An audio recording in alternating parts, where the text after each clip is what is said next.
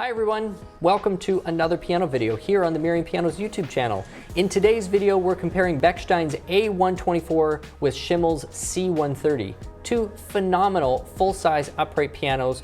These instruments, although they are heralding from the same country and have a pretty similar depth of history to them, have very different tones and different touches. And so we're going to be exploring and talking about maybe why some of those differences exist and what you get out of each. I should also mention that both of these instruments are being recorded with identical microphones, identical mic placement with absolutely no affecting whatsoever in the background. So you are getting at home as close to what we're hearing here in the studio as possible. So thank you so much for joining us for today's video. If it's the first time, hit that subscribe button if you really like and enjoy what you see and hear. And don't forget to hit the notification bell as well. It's really important because subscribing doesn't necessarily mean that you'll know when we are posting other videos. So notification bell will help with that. Without further ado, let's get right into this comparison of the A124 versus the C130.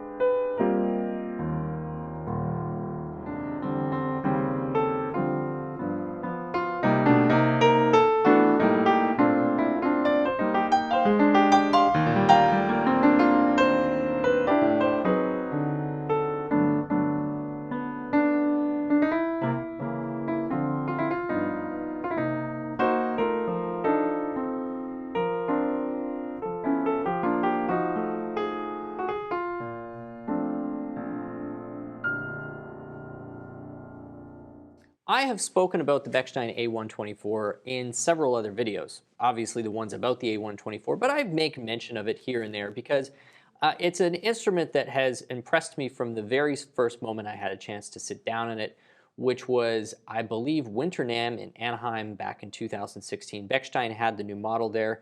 They have been on an absolute rampage when it comes to redesigning and from scratch designing brand new piano models and scale designs over the last few years. There's a ton of investment going in, and that is a company that is just really, quite frankly, dominating kind of the premium upright and grand market in Europe when it just comes to the sheer number of units sold.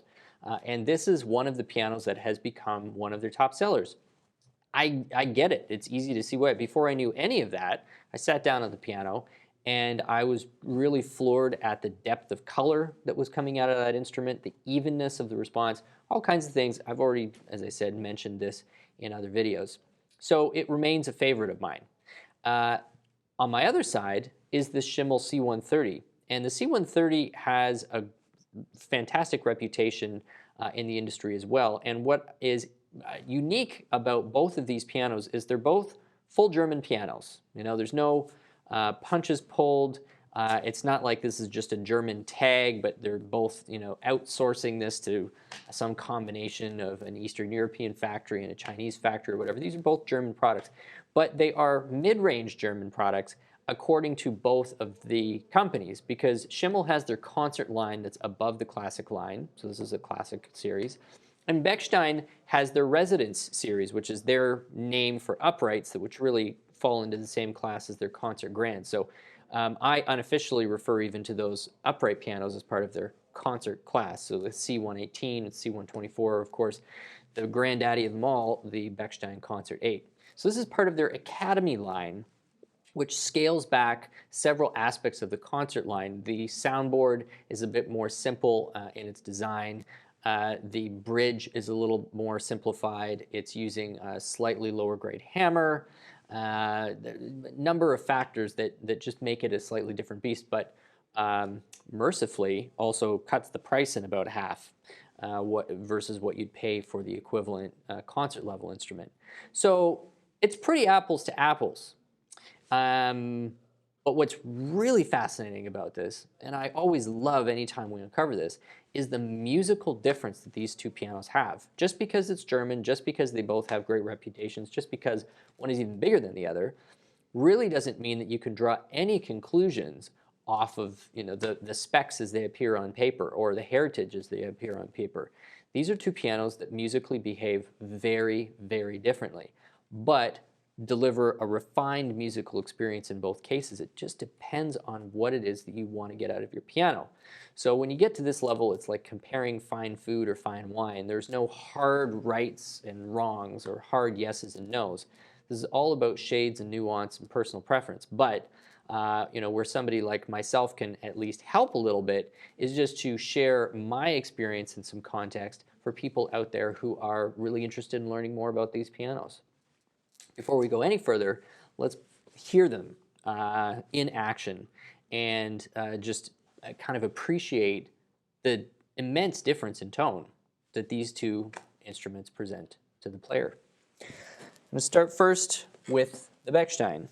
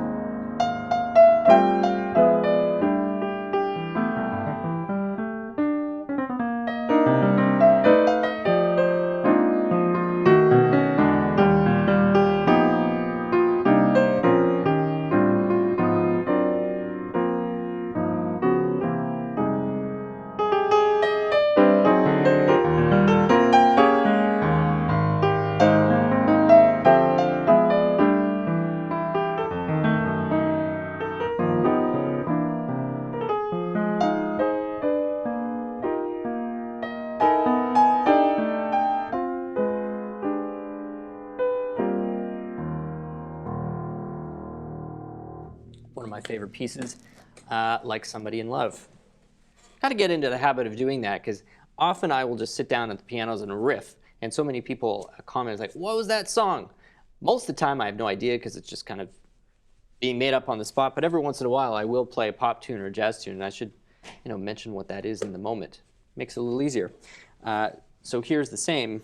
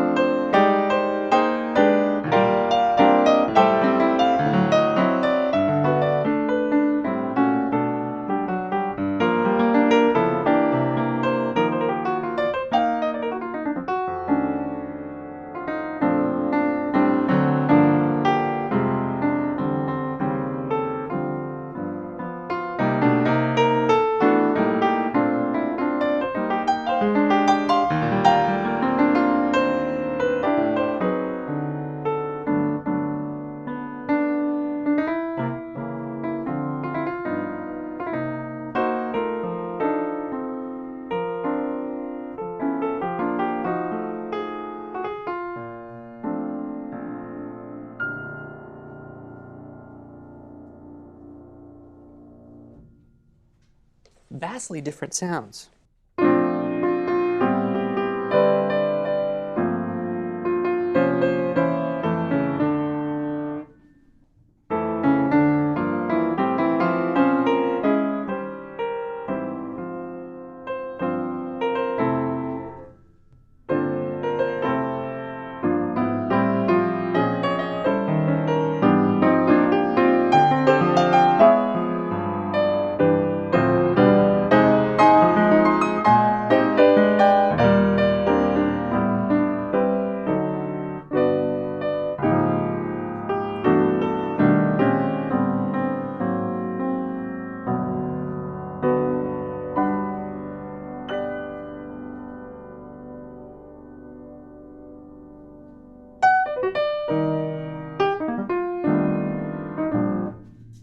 There's a lot of things influencing tone. This is true of any piano. But what's particularly compelling about these two comparisons is that Schimmel and Bechstein put so much effort into their bridge design. This is not the sexiest topic when it comes to piano shopping, but I find it fascinating. I mean, the bridge in a lot of ways is like the transmission of a piano. You know, this is like, well, it's the same as a bridge, or you know, it's as fundamental as a sound as the pickup on an electric guitar, but yet it doesn't receive a lot of attention when people are shopping. Mostly because it's a pretty dry topic, and unless you've got a lot of instruments in a similar category lined up next to each other, getting into this type of comparison is pretty fruitless, because you know, the difference between bridge design and an $8,000 piano versus a $20,000 piano is completely moot, because there's 9 other factors having a much bigger influence than the bridge on the quality of that experience. But when you've got something that this is this close in terms of effort, in terms of just sophistication of design, this is where it gets interesting. Schimmel does some cool things with bridges. They do it on their grands, and from everything that I'm aware of, they do it on their uprights as well. I was pulling the front board off and really trying to look at this. Schimmel does horizontally laminated bridge caps, and this is something that is, I think, unique to Schimmel, and it creates some very pronounced blending and shimmering type effects in certain harmonics on the piano, because you wind up with energy from any individual string really passing into a much larger section of the bridge and affecting you know, a bit greater proportion of the soundboard as well, and you get this really interesting blended effect. And when I'm playing that piano, I definitely hear a lot of that. I also hear more filtered sound. This is more mid-rangey, whereas the Bechstein is extremely colorful. There's tons of color. So bridge is affecting some of that. You know, hammers are another big factor that's influencing, because Bechstein uses a mahogany, and beech is what the Schimmel uses.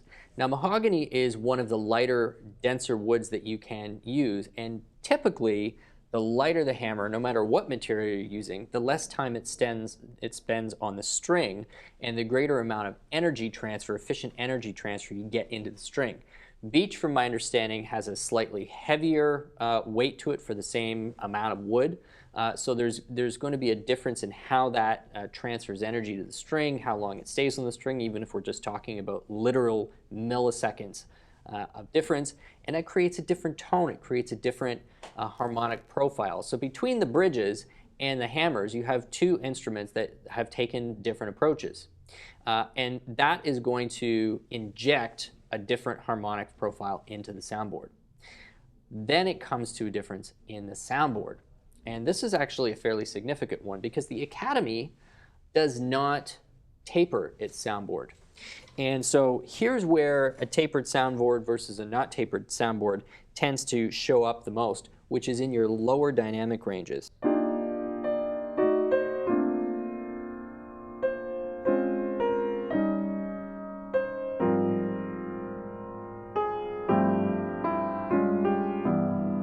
So once you give a non-tapered soundboard enough energy to really get going, you have this incredible sustain and really this amazing bloom that tends to happen with that. But at the lowest dynamic ranges, it can be slightly less active than a tapered soundboard.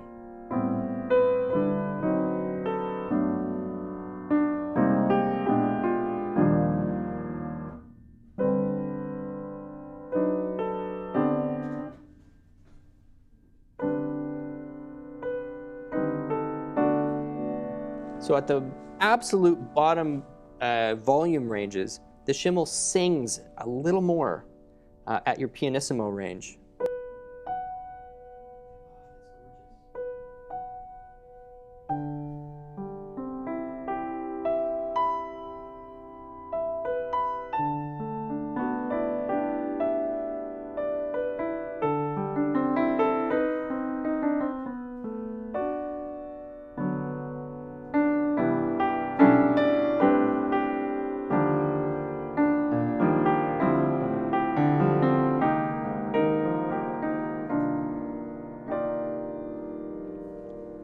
Yeah, it's this wonderful wash, this wonderful shimmer of sound.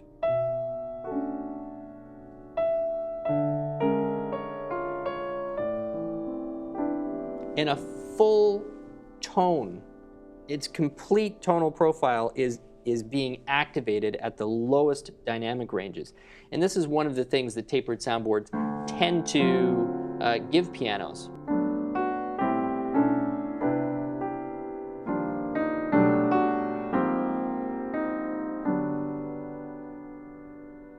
Now, tapered soundboards also generally tend to be more colorful, but in this case, because of all of the other factors involved, the Schimmel has this kind of a more mid-rangey voice to it, which reminds me a lot of a New York Steinway, because New York Steinway was the original tapered soundboard. I mean, they came up with the diaphragmatic soundboard, and most people followed suit, well more than 100 years ago.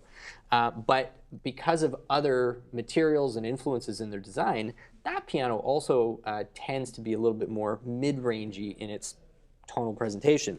The Bechstein, on the other hand,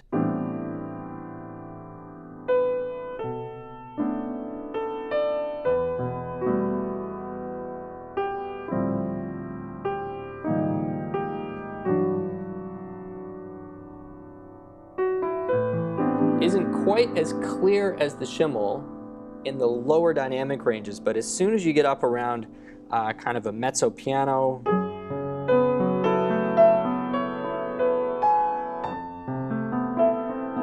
this incredible color.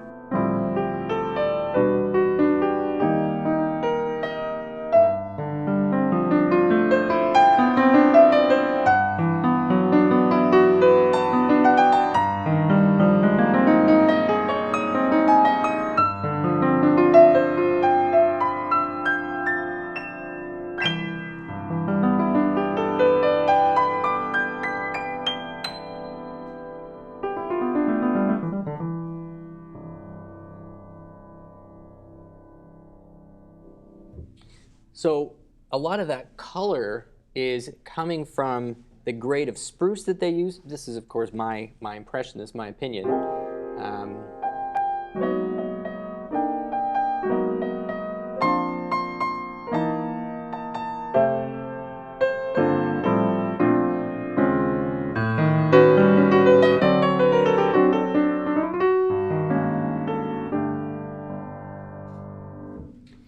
Bechstein is really choosy with the spruce that they use. I mean, all companies are, but when you take a look at the grain count on an A124, it's as tight as what's going on any high-end piano at 3 or 4 times this price point. So even though it's not tapered, you've got this incredible color happening in the top 80% of the dynamic range.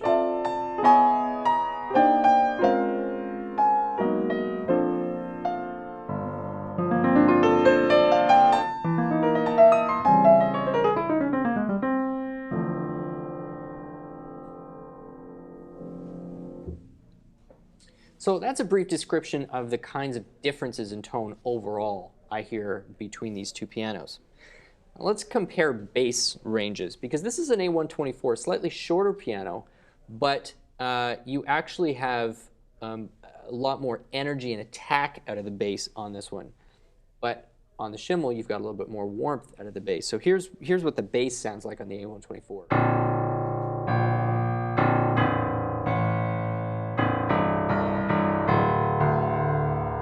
So a really great growl.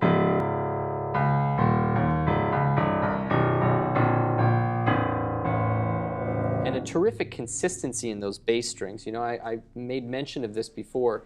Bass strings are a craft. Making bass strings are a craft. This is not something that machines do particularly well. It takes quite a bit of human interaction with this process to get great bass strings. May not always be the case. I mean, we may get to the point where this is perfected by a machine, but right now it's still, very much as much art as it is science.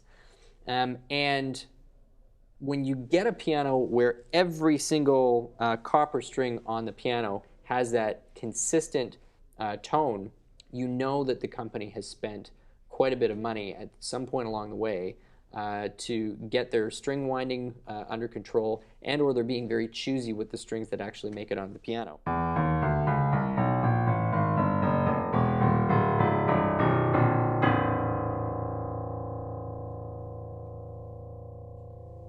So this great kind of canon-y type of bass.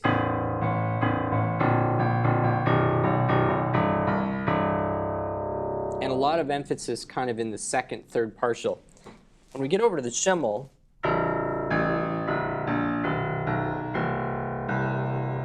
there's a lot of cabinet resonance that kicks in right from the bottom.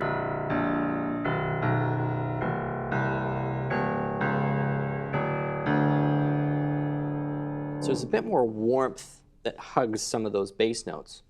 And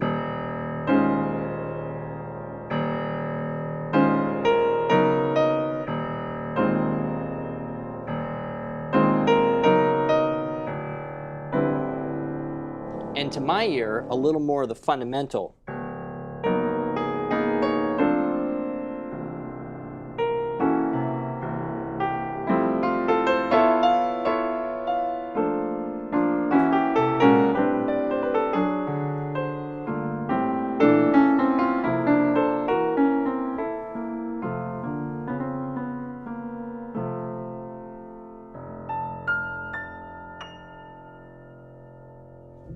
We move up into the mid-range of the piano.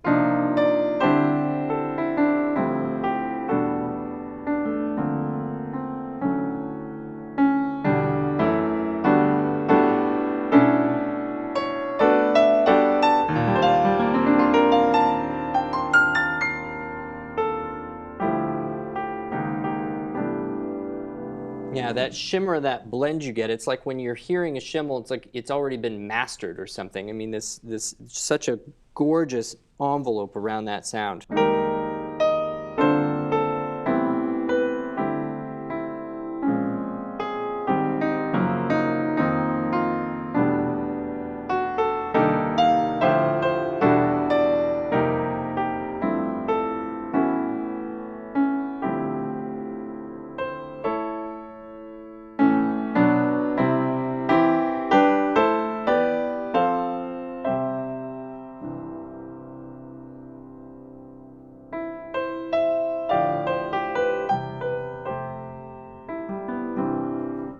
Yeah, just a delicacy there. On the Bechstein,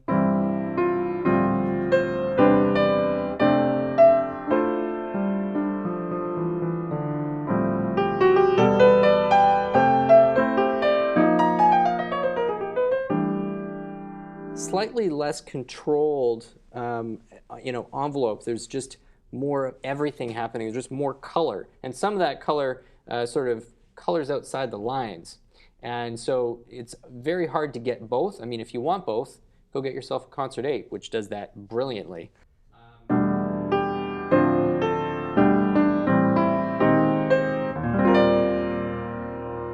So certainly more harmonic fullness, right at both at the bottom of the sound and at the top of the sound on the Bechstein.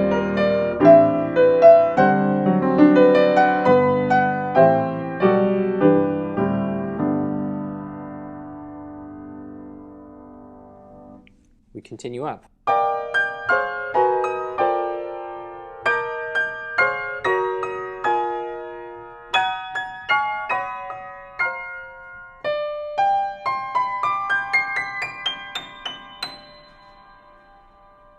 Great sustain. Absolutely beautiful sustain. And that's something the Bechstein has over the Schimmel, is once you get up over that 20–30% of your physical input, the energy that this piano has is palpable.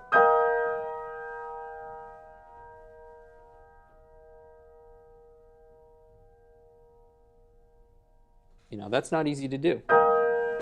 Not what I did. I mean what the piano's doing, just so we're clear.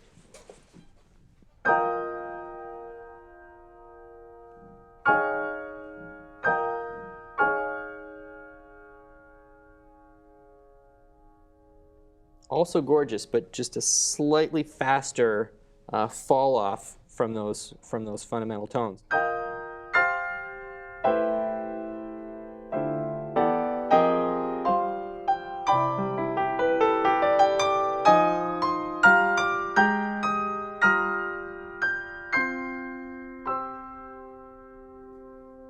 In some people's ear, this is very much a virtue, the simplicity of the treble up here.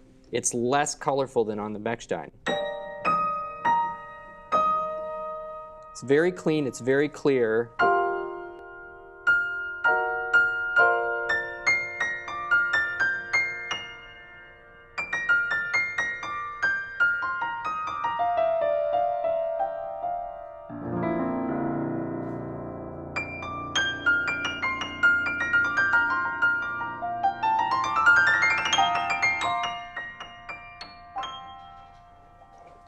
Yeah, the control.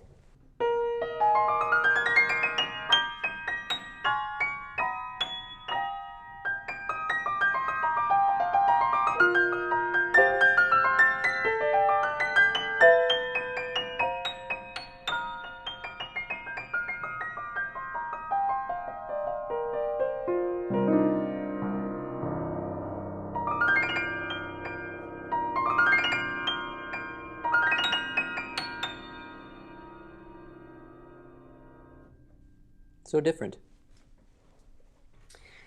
I hope that has left you with, maybe an additional perspective or some extra reference points if you're in this market in terms of how these two compare to each other from a sonic standpoint. Let's talk about the action because those are as different as the tone. Bechstein has an action that is geared towards, I would say, just maximum dynamic range and maximum dynamic force.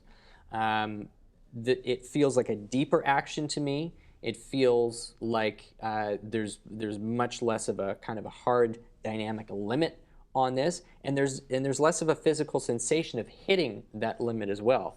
It's a little hard to describe, but the key bed on the Bechstein is just a little softer. Like it feels more cushioned when you hit it, and that gives you the impression that you could dig a little bit harder when you really wanted to.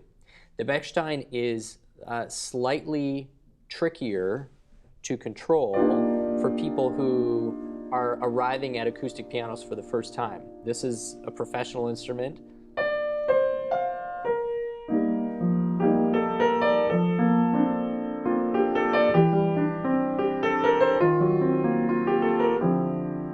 But no different than a performance car is a little harder to control than a Honda Civic. So, it depends on what you want your experience to be. If you want the piano to kind of grow with you and challenge you a little bit, my feedback has always been, get an action which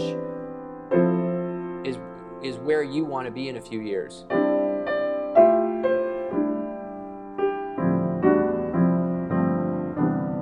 Because I do think the palette on the Bechstein is a little wider than the Schimmel. But that's not necessarily what you might be looking for, and that doesn't automatically makes it a virtue. Controllability is as desirable in an instrument as kind of maximum range, and it's finding that balance between the two, which is kind of a unique journey for every player. On the Schimmel, you have this very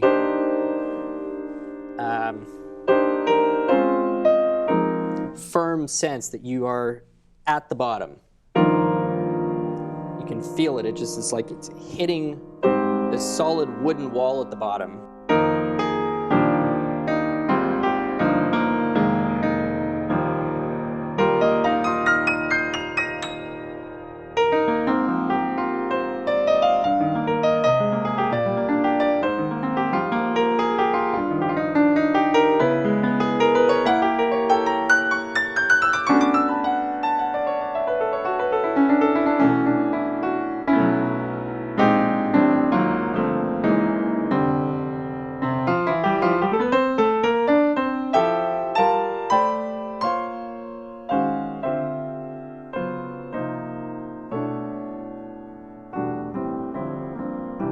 So on that balance between maximum range and controllability, the Schimmel is tipped a little more towards controllability.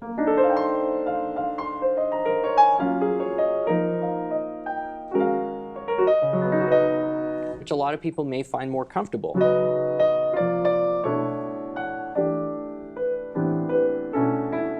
Certainly it's very pleasing to play.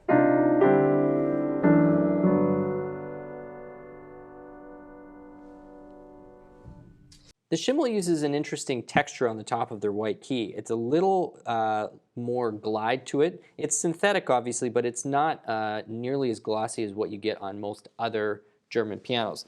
The Bechstein has a micro texture to it, but there's much more of a reflection to it, and it is slightly stickier. There's a little more grip on the white key. The Schimmel you get a little more glide on the Schimmel. And the Schimmel key is actually less rounded on the edges. So it's a different sensation on your finger.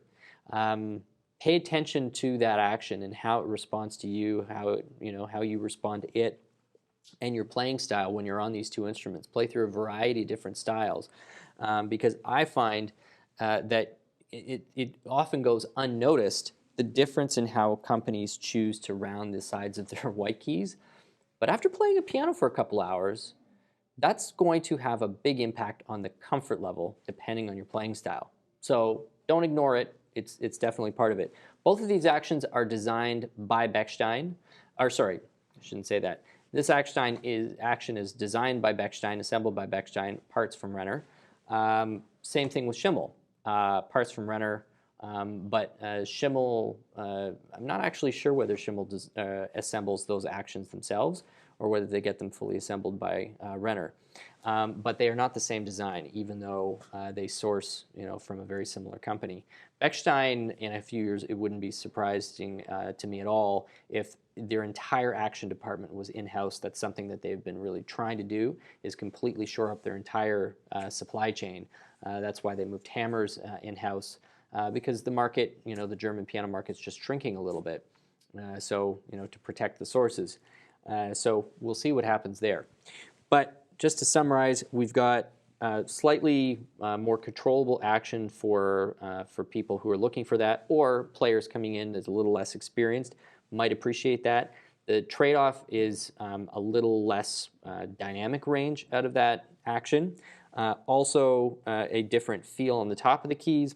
And the method of rounding the edges of those keys is also a little bit different. So, those are all substantial elements compared to the Bechstein that is using a real ebony black key, which is a nice touch. But then you've got much more rounded white key tops, a little more glossy, and a slightly deeper, wider range of expression out of that instrument, but maybe at a slight sacrifice to sense of control for people who are not as used to performance upright pianos.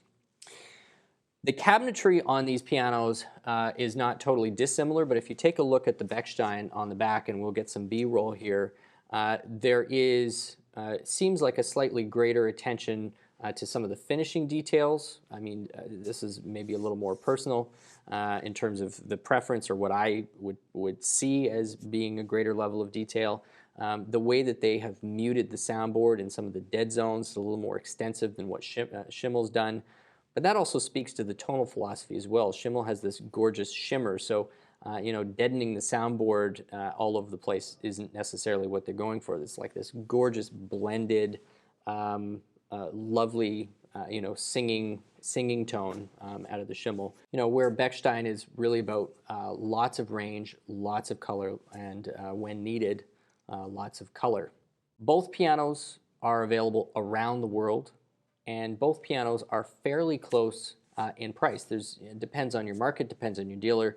So these could be sold, in parallel. They could be a few $1,000s apart, but they are in and around the same kind of price range.